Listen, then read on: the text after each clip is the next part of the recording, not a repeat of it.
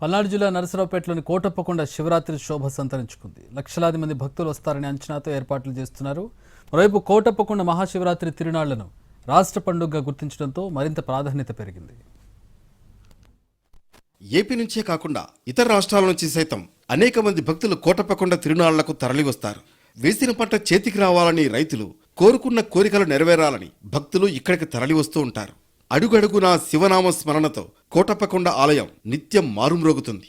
పండుగకు ఈ ఏడాది దాదాపు 15 లక్షల మంది భక్తులు వస్తారని అధికారులు అంచనా వేస్తున్నారు.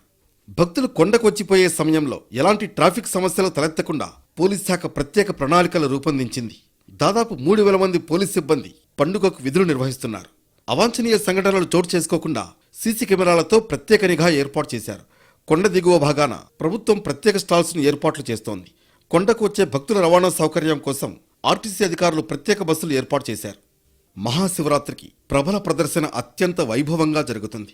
ప్రభల బండ్లకు కావాల్సిన ఎడ్లపై ప్రజలు అత్యంత శ్రద్ధ చూపుతారు.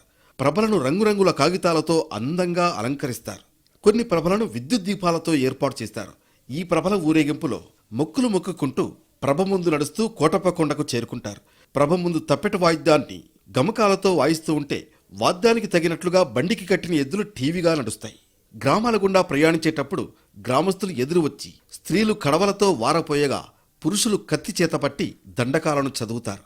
మహాశివరాత్రి పండుగ రోజున త్రికోటేశ్వరునికి ప్రత్యేక అలంకారాలతో అభిషేకాలు, పంచహారతులు, మహానివేదనములతో పూజలు నిర్వహిస్తారని తెలిపారు ఆలయ అర్చకులు. రాత్రి జరిగే తిరునాళ్లలో సాంస్కృతిక కార్యక్రమాలు, ఆటపాటలు, వినోద ప్రదర్శనలు ఉంటాయి.